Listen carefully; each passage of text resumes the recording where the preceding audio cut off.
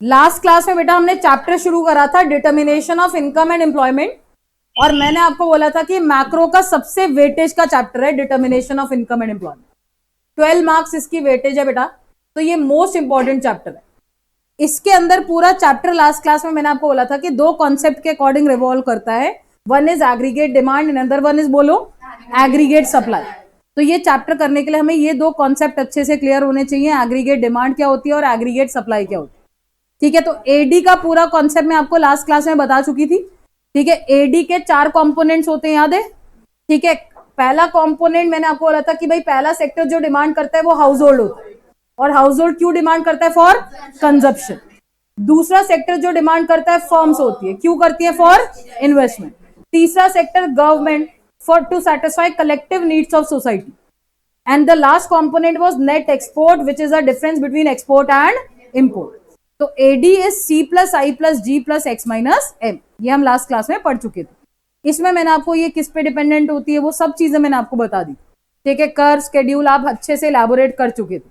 Schedule में 3 चीजें आपको लर्न करने को बोली थी, क्योंकि आज जब हम एएस का कॉन्सेप्ट पढ़ेंगे तो वही 3 चीजें आपको याद होनी चाहिए, तो उसमें हम आगे एड ऑन करते रहेंगे। ठीक है बेटा, तो हम एडी पढ़ चुके थे। अब आज की क्लास में हम एएस पढ़ेंगे। आपको याद आ रहा है लास्ट क्लास में मैंने आपको बोला था जब आप न्यूमेरिकल यूज करोगे तो एडी का कौन सा फॉर्मूला यूज करोगे? सी प्लस आई। रीजन, हमारे सिलेबस में इक्विलिब्रियम सिर्फ 2 सेक्टर इकोनॉमी में, तो हम सिर्फ 2 ही सेक्टर को कंसीडर करते हैं बेटा, one is house hold and other is firm. ठीक है, बाकी सेक्टर्स को हम कंसीडर नहीं करते, तो न्यूमेरिकल हमें हमेशा फॉर्मूला यूज करेंगे AD is equal to C plus I. अब आज की क्लास में एएस का कॉन्सेप्ट पढ़ेंगे बेटा, बट एएस का कॉन्सेप्ट पढ़ने से पहले हमें सेविंग पता होनी चाहिए क्या हो। ठीक है, अच्छा, consumption is denoted by C, याद है? Investment is denoted by I, government expenditure G, export X, import M. ये सारी टर्म्स हैं बेटा जो इस चैप्टर में न्यूमेरिकल में भी यूज होती। तो अब आज की क्लास का फ्रेश क्वेश्चन शुरू करेंगे। पहले अभी सामने देखोगे फिर मैं लिखवाऊंगी। तो हमारे पास बिल्कुल फ्रेश क्वेश्चन आता है, व्हाट इज सेविंग? सेविंग्स क्या होती है? पहले तो मुझे बताओ, saving is dependent on income, yes और no? Consumption is dependent on income, yes और no? Investment is dependent on income, तो everything is dependent on income. पैसे भी डिपेंडेंट है, चैप्टर का नाम ही इनकम एंड एम्प्लॉयमेंट है बेटा, determination of income and employment. तो everything in the economy is dependent on income. आप जो खा रहे हो, पी रहे हो, जो खर्चा कर रहे हो, प्रोड्यूसर जो कर रहा है, ठीक है, हर चीज इनकम पे डिपेंडेंट होती है। ठीक है, ये चीज ध्यान में रखना। तो सेविंग भी किस में से करते हैं? इनकम में से करते हैं। Saving is the difference between, income को किससे डिनोट करते हैं बताओ? वाई। तो saving is the difference between income and consumption. मेरी इनकम बेटा 100 रुपए, मैं 50 रुपए कंजप्शन पे खर्चा कर रही हूं, तो 50 मैंने बचाया है बेटा, दिस इज सेविंग। ठीक है, इसको पॉजिटिव सेविंग बोला जाता है। जितनी इनकम है आप उतना ही खर्चा कर रहे हो, तो yes, saving can become zero. कई बार ऐसा भी होता है बेटा कि पापा मम्मी ने जो पॉकेट मनी दी ना, हम वो पूरी खर्चा कर देते हैं। ठीक है, उस सिचुएशन में हमारी सेविंग जीरो होती है। और अगर आपकी इनकम कम है बेटा, आप खर्चा ज्यादा कर रहे हो। कई बच्चे कहते हैं मैम ऐसा कैसे हो गया कि इनकम कम है तो खर्चा ज्यादा कर रहे हैं। आपको पता है बोरिंग नाम की भी कोई चीज होती, तो उधारी भी चलती, आप लोगों में तो बहुत ज्यादा चलती है। तो अगर आपकी इनकम कम है और आप कंजप्शन पे ज्यादा स्पेंड कर रहे हो, तो yes, saving can be negative, और इस नेगेटिव सेविंग को डिस सेविंग बोलते हैं। This is saving, this is zero saving and this is dissaving. वो जो पॉजिटिव वाली है उसको सेविंग बोलते हैं, नेगेटिव वाली को डिस सेविंग बोलते हैं। ठीक है, और जीरो सेविंग आपको पता है दैट इज जीरो सेविंग। जिस लेवल पे सेविंग जीरो होती है बेटा, that point is break even point. उस पॉइंट को ब्रेक इवन पॉइंट बोला जाता है, ये ध्यान में रखें। तो ये क्वेश्चन जो ब्रेक इवन पॉइंट का ना, ये एमसीक्यू में कई बार ट्विस्ट होके आता है। कई बार तो टीचर मेंशन करके देगी आपको कि सेविंग जीरो है, उस लेवल को क्या बोलेंगे आपको पता है, ब्रेक इवन पॉइंट। कई बार बोल देगी इनकम कंजप्शन के इक्वल है, तो हमें पता है जब इनकम कंजप्शन के इक्वल होगी तो उसी सिचुएशन में सेविंग क्या होगी? जीरो होगी, तो that point is also break even point. तो when income is equal to consumption and saving become zero, that point is break even point. तो कोई भी इंसान हो ना बेटा, रियल लाइफ में तीनों सिचुएशन प्रैक्टिकल। ठीक है भाई, कई बार डिसेविंग भी होती है, कई बार जीरो सेविंग भी होती है, और कई बार सेविंग्स भी होती है। तो अगर कभी पूछा जाए, टीचर आपसे पूछती है what are the features of saving, तो सेविंग के 3 feature, it can be positive, can be zero, can be negative. और सिचुएशन आपको पता है, पॉजिटिव कब होगी? When income is more than consumption.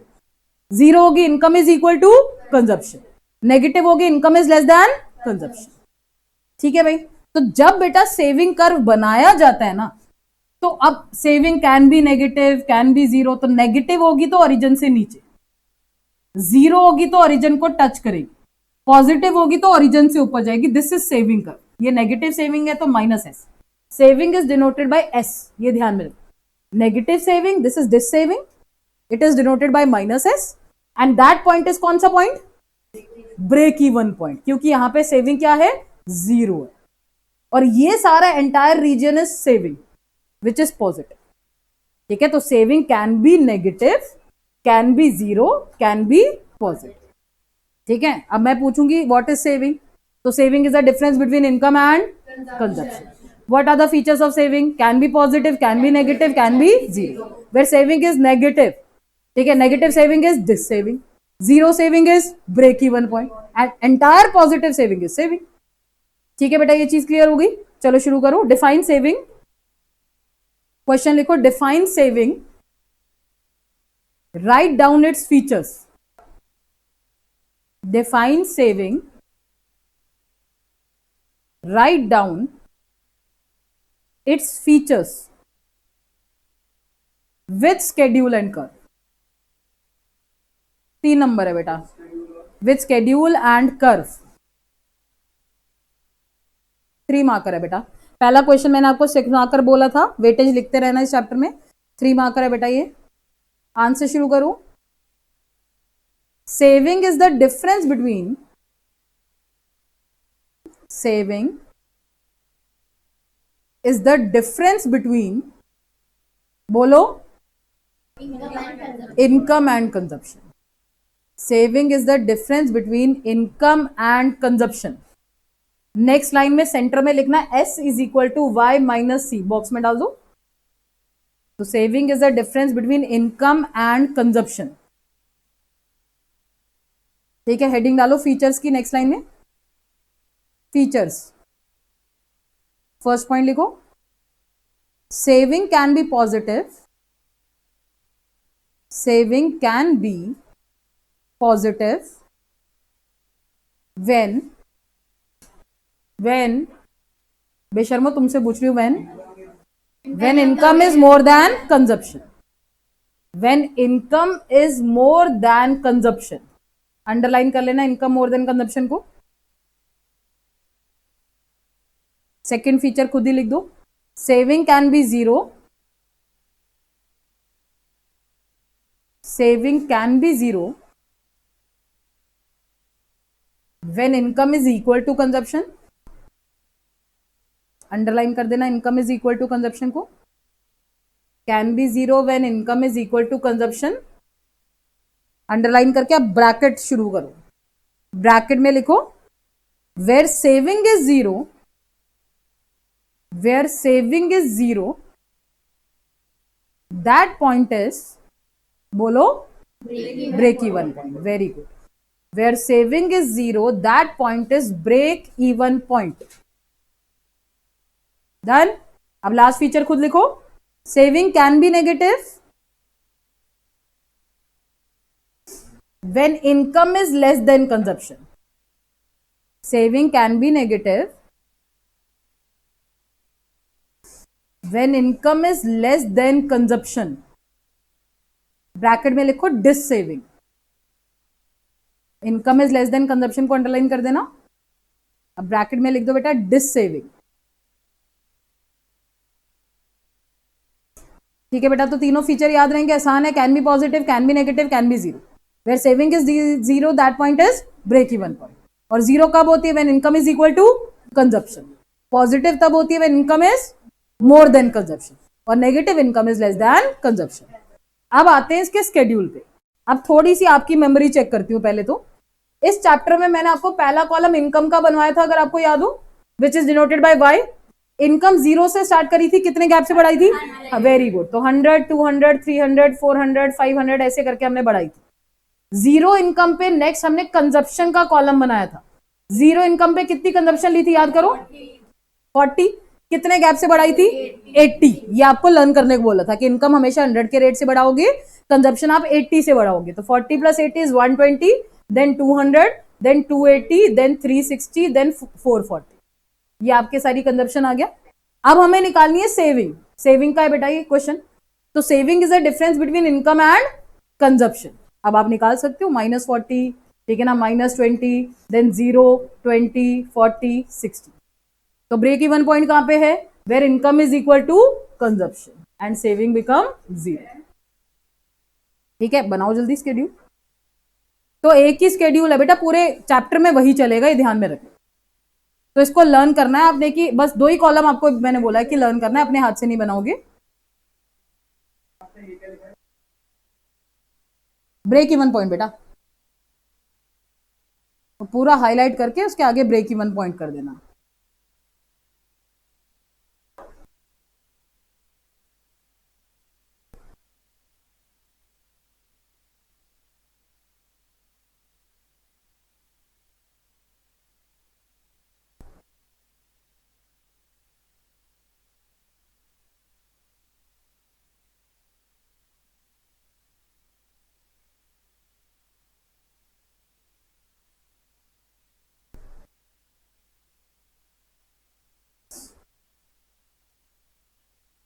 बन गया? सेविंग के ब्रैकेट में लिखना है जरूर बेटा। अच्छा, ये ना फुल फॉर्म यूज करोगे जब भी स्केड्यूल कर्व बनाओगे। न्यूमेरिकल में हम शॉर्ट फॉर्म डाल देते हैं। इनकम वो जो वाई से डिनोट करा है पूरा, उसके नीचे इनकम लिखोगे। मैं वहां पे मैंने गलती करी, सेविंग पूरा लिखना है मेरे को, फिर उसके आगे एस लिखोगे। ठीक है, तो ये सब चीजें शॉर्ट फॉर्म कोई भी आप पेपर के अंदर यूज नहीं करोगे, सारी फुल फॉर्म लिखोगे। किसी का वेट करना है? वंश हो गया, काव्य हो गया, ठीक है, मैं रेस कर दूं। ठीक है, अब हम इसका कर्व बना देंगे, मेरे साथ साथ बनाओ। ओरिजिन एक्स वाई लेबलिंग करो। अगर आपको याद हो तो मैंने बोला था पूरे चैप्टर में एक्स एक्सिस में क्या आएगा? चैप्टर का नाम? तो हम इनकम लेते हैं, एम्प्लॉयमेंट लेते हैं, और एक चीज ऐड कराई थी, आउटपुट। आउटपुट का मतलब क्या बताया था? प्रोडक्शन। क्योंकि जितना प्रोडक्शन होगा ना बेटा, उतनी इंप्लॉयमेंट जनरेट होगी, जितनी इंप्लॉयमेंट जनरेट होगी उतनी इनकम जनरेट होगी। तो ये मैं ना बार बार अब नहीं बताऊंगी, अगर नेक्स्ट टाइम नहीं बताया ना फिर बाहर जाओगे क्लास के। तो इनकम, एम्प्लॉयमेंट, आउटपुट, ये हम एक्स एक्सिस पे लेंगे। वाई पे आप जो कर्व बना रहे हो वो बनाओगे, तो सेविंग कर्व बना रहे हैं तो सेविंग लिखेंगे। ठीक है बेटा, अब सेविंग कर्व आपको बनाना आता है। ठीक है, नेगेटिव, 0, पॉजिटिव। ये -s से डिनोट करोगे, ये s से। इसको लिख देना, इसको कोई भी पॉइंट नाम दे सकते हो, a दे दो, और ब्रैकेट में फुल फॉर्म में लिखोगे ब्रेक इवन पॉइंट। अभी शॉर्ट फॉर्म यूज कर सकते हो, पेपर में नहीं। तो सुंदर सुंदर बना लो, मैं साइड हो रही बेटा। नेगेटिव सेविंग -s, 0 को कोई भी नाम दे दो बेटा, a पॉइंट दे दिया मैंने, और positive saving is denoted by s।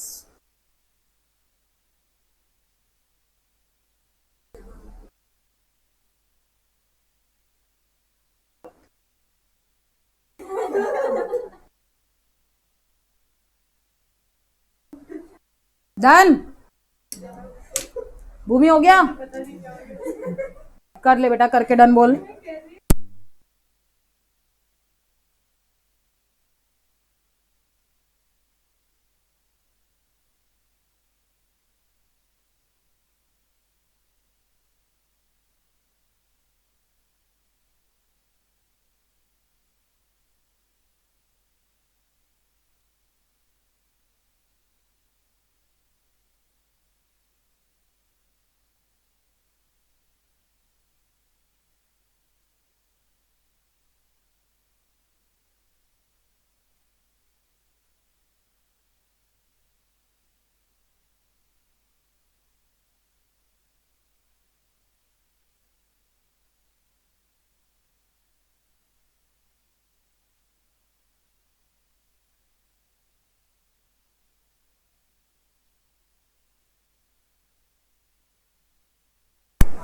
करें बेटा, हम नेक्स्ट क्वेश्चन शुरू करते हैं।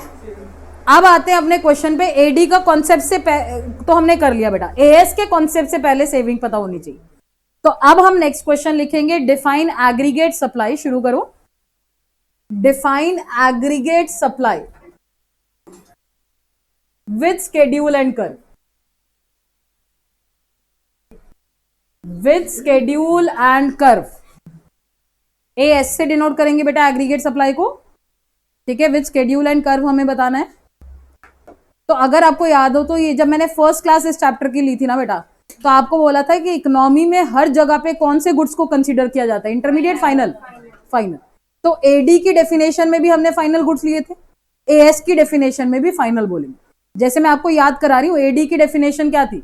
Total value of all final goods and services which all the sectors are willing to buy with given income in an accounting year.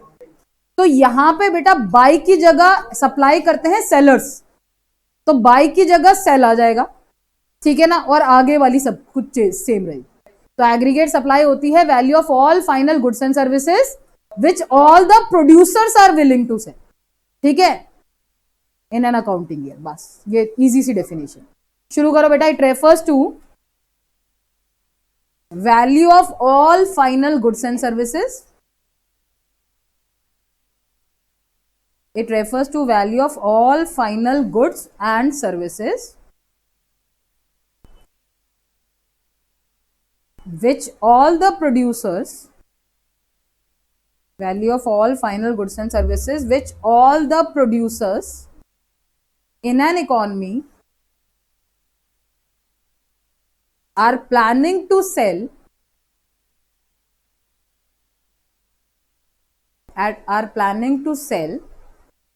in an accounting year।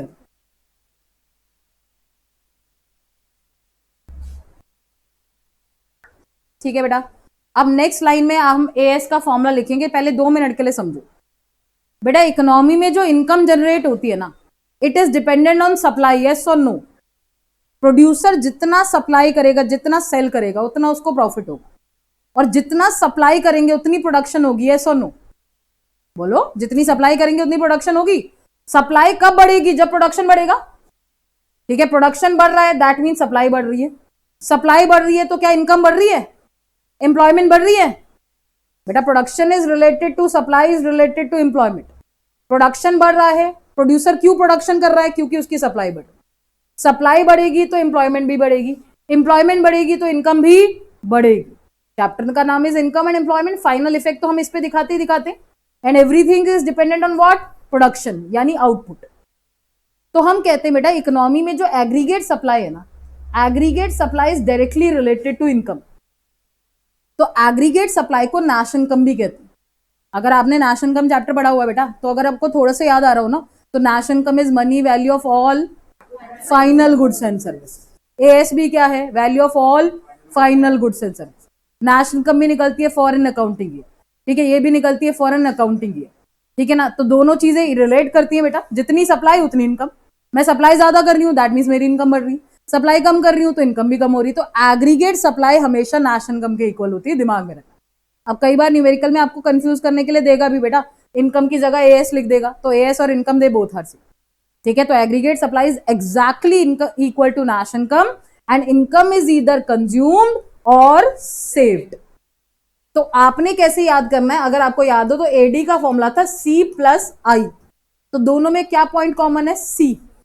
A S के पीछे S है तो सी के साथ S है, ठीक है, ये दिमाग में रखना। तो एडी सी प्लस आई होती है और A S C plus S होती है। ए एस के पीछे एस तो सी के साथ एस, एंड दोनों में कॉमन पॉइंट इज सी, ठीक है भाई। तो नेक्स्ट लाइन में मिड में बॉक्स में लिखो बेटा, A S is equal to Y is equal to C plus S, सही से, और इसको पूरा बॉक्स में डाल देना। A S is equal to Y is equal to C plus S.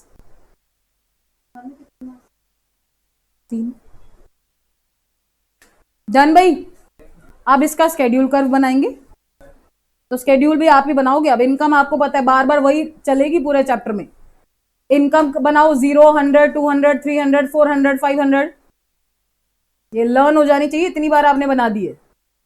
Consumption आपको पता है कैसे बनती है, 40, देन आपको अब तो वैल्यूज याद होगी होंगी, ठीक है ना, 120, 200, 280, 360, 440। अच्छा, एएस का फॉर्मूला क्या था? C plus S. तो इसमें हमें एक कॉलम किसका बनाना पड़ेगा? एस का। और एस अभी पीछे निकाली थी, इनकम माइनस कंजप्शन, ठीक है। तो -40, -20, 0, 20, 40, 60। अब एएस का कॉलम बना दो सी प्लस एस करके। आप खुद निकाल के देख लो बेटा, एएस एग्जैक्टली वाई के इक्वल आ रही है, देखो। बट ये प्रूफ करके दिखाएंगे इसमें, ठीक है ना। सीधा ऐसे नहीं कि एएस सीधा वाई लिख दो, ठीक है। एएस का पूरा फॉर्मूला लिखेंगे सी प्लस एस, तो वो अपने आप वाई के इक्वेट आएगा। तो हम बताएंगे भाई एएस हमेशा नेशनल इनकम के इक्वल होती है। बना लो बेटा, वेट कर रही हूँ जब तक।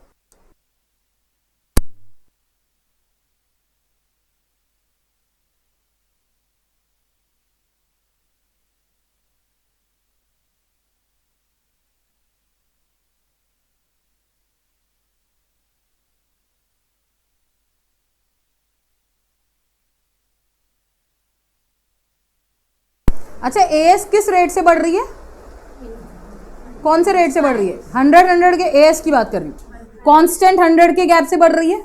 इनकम और एएस सेम है बेटा, दोनों सेम 100 के कांस्टेंट रेट से बढ़ रहे। और स्टार्ट कहां से हो रहे हैं? ओरिजिन से। तो जब आप एएस का कर्व बनाओगे ना बेटा, तो एएस कर्व ऐसे बनेगा बिल्कुल 0 से 45 डिग्री के एंगल से। ये 45 डिग्री के एंगल से बनेगा, ये ध्यान में रखना। तो ये नहीं डी लेके बैठ जाओ, लाइन खींच दो, बस 45 डिग्री लिखना पड़ेगा इसमें। तो हम एएस कर्व बना रहे हैं। अच्छा, एएस एग्जैक्टली इनकम के इक्वल है, तो अब मैं दोनों साइड इनकम इनकम तो नहीं लिख सकती ना, एएस का तो मतलब ही इनकम है। तो अब एक्स एक्सिस जब आप लिखोगे ना, तो इसमें से इनकम हटा देना, बाकी लिख दो एम्प्लॉयमेंट आउटपुट, क्योंकि दोनों साइड इनकम तो कभी आ ही नहीं सकती। एएस का मतलब भी इनकम है, यहां पे भी इनकम दे दूं, ठीक है ना। तो एम्प्लॉयमेंट आउटपुट लिख देना। अब ये क्वेश्चन में ना बहुत ज्यादा दिक्कत है, जब आपके स्कूल में टीचर्स ये कराएंगी ना भाई, तो ये सिसिलिया में सबसे ज्यादा चलता है। सिसिलिया वाली इसको एएस कर्व ही नहीं बोलती, वो इसको बोलेगी 45 डिग्री लाइन। तो कई टीचर्स ना आपके स्कूल में, कईयों के स्कूल में जब पढ़ाएंगे, तो इसको एग्रीगेट सप्लाई नहीं 45 डिग्री लाइन बोलेंगे, और कई टीचर इनकम लाइन बोलेंगे, और कई टीचर एएस कहेंगे। अब एग्जामिनर ने जो चेक करना है, आपने तीनों मेंशन कर देना, जो उसको पसंद है ले लेगा, ठीक है भाई। तो 45 डिग्री भी मेंशन कर दो, एएस भी लिख दो, वाई भी लिख दो, तीनों सेम, ठीक है। तो whether it is 45 degree line, as, चाहे इसको नेशनल इनकम बोलो, तीनों चीजें सेम। तो लेबलिंग में हमेशा तीनों कर देना बेटा, ठीक है ना, कोई पॉइंट नहीं छोड़ना नंबर कटवाने का, ठीक है भाई। डन हो गया ये। नेक्स्ट क्वेश्चन शुरू करते हैं। लिखो बेटा, define consumption function. Define consumption function. What are its types? Define consumption function.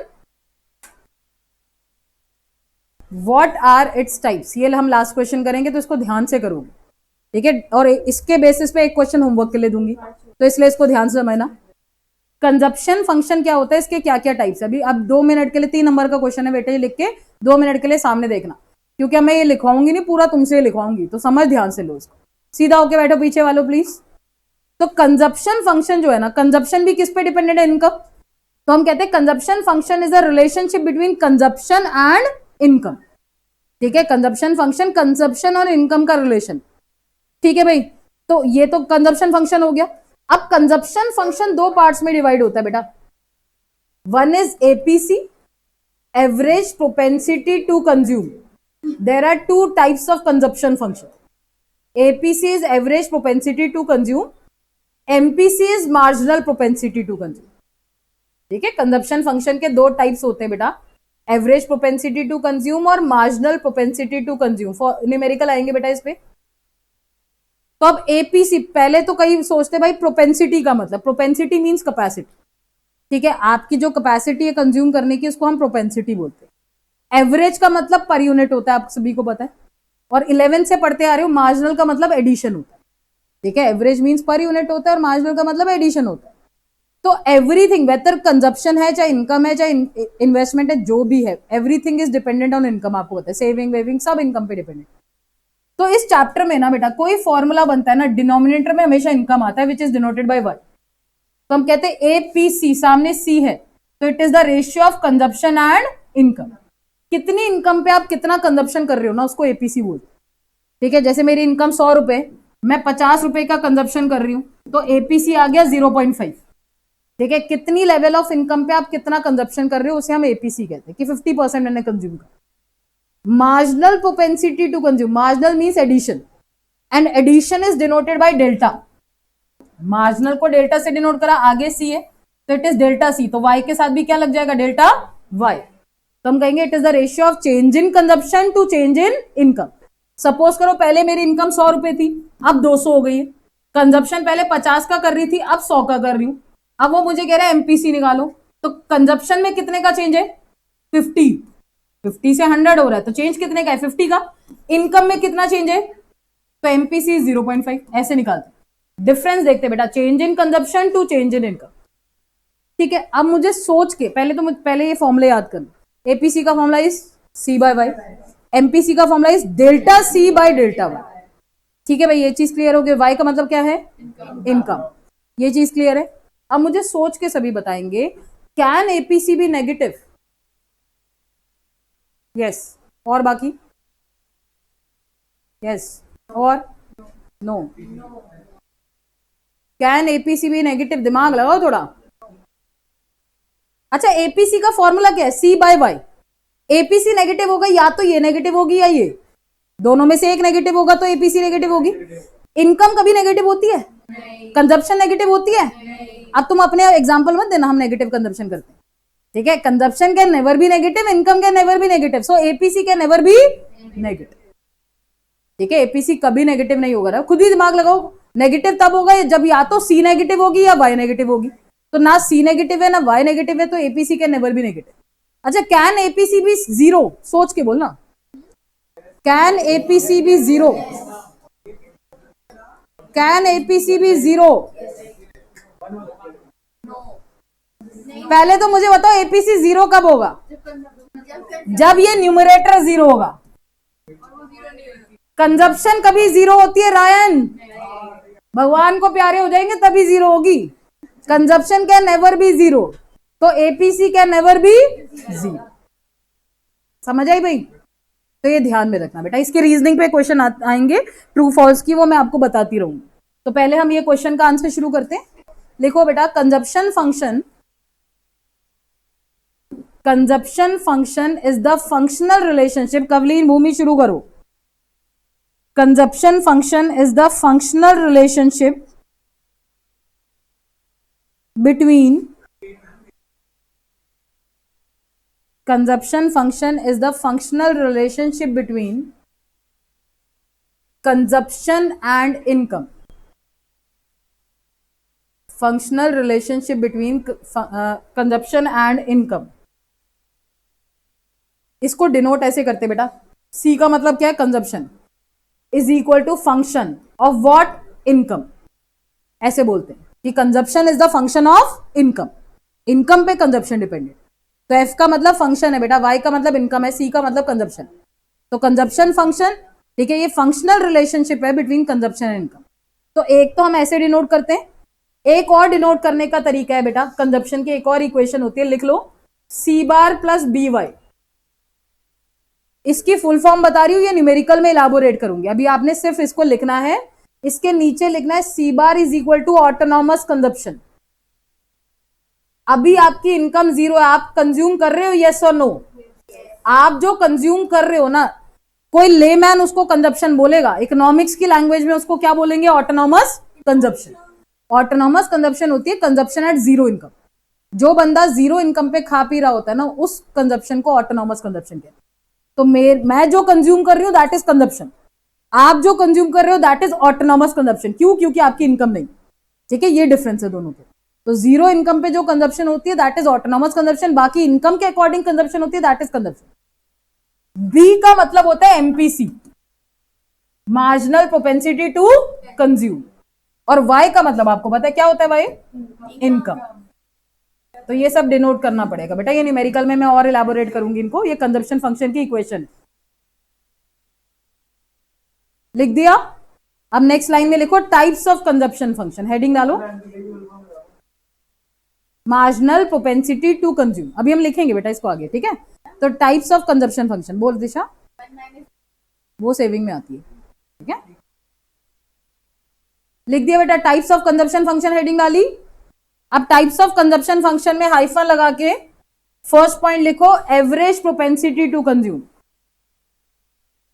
Hyphen लगा के फर्स्ट पॉइंट लिखो। टाइप्स बेटा दो होते हैं ना, तो फर्स्ट लिखो एवरेज, फुल फॉर्म लिखेंगे average propensity to consume, bracket में एपीसी लिखोगे, नहीं तो मेरे को भी पेपर में एपीसी लिख के दोगे। फुल फॉर्म लिखोगे average propensity to consume, bracket में एपीसी, अंडरलाइन करो, हाइफन लगाओ। डेफिनेशन तुम्हें बनानी आती है। ये देखो फॉर्मूला ये है ना, सी बाय वाई, तो it is the ratio of consumption and income. देखो it is the ratio of, APC की डेफिनेशन लिखो, it is the ratio of consumption and income. Next line में एपीसी का फॉर्मूला ब्रैकेट में डाल दो, APC is equal to C by Y, box में डाल दो, APC is equal to C by Y, box में डाल दो।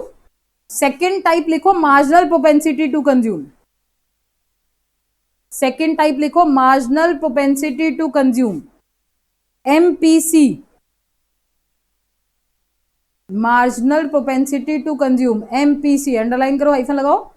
It is the ratio of, बोलना क्या है इसकी definition, ratio of change in consumption to change in income, दोनों में चेंज हो रहा है, तो it is the ratio of change in consumption to change in income. Next line में फॉर्मूला लिखो बेटा, MPC is equal to delta C by delta Y, MPC is equal to delta C by delta Y, box में डाल देना। Done. चलो अब next question अभी करोगे तुम लोग, लिखो define saving function, define saving function, what are its types, बस ये लास्ट है, ये क्योंकि तुम नहीं करना इसलिए लास्ट है। Define saving function, what are its types. अच्छा कंजप्शन फंक्शन की डेफिनेशन क्या लिखी है, देखो पर, it is a functional relationship between consumption and, तो इसमें इसका क्या आंसर होगा, it is the functional relationship between saving and income, saving function है ना, तो लिखो कुछ definition, it is the functional relationship between, हाँ, functional relationship between saving and income. तो जैसे कंजप्शन फंक्शन को डिनोट कैसे करा आपने, C is equal to F of Y, तो इसको कैसे डिनोट करोगे, S is equal to function of Y.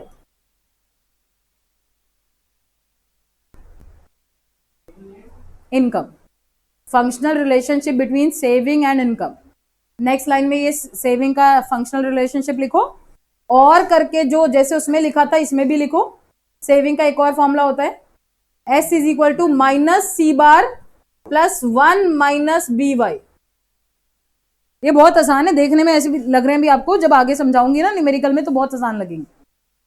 Minus C बार, सी बार तो आपने पीछे पढ़ा क्या होता है, सी बार ऑटोनमस कंजप्शन, उसमें बी क्या थी, एमपीसी, इसमें 1 माइनस बी जो है ना बेटा वो एमपीएस है, और वाई आपको पता है इनकम होती है, ये लिखना पड़ता है हर जगह पे, सी बार ऑटोनॉमस कंजप्शन, ये हर चीज लिखनी होती है पूरी पूरी।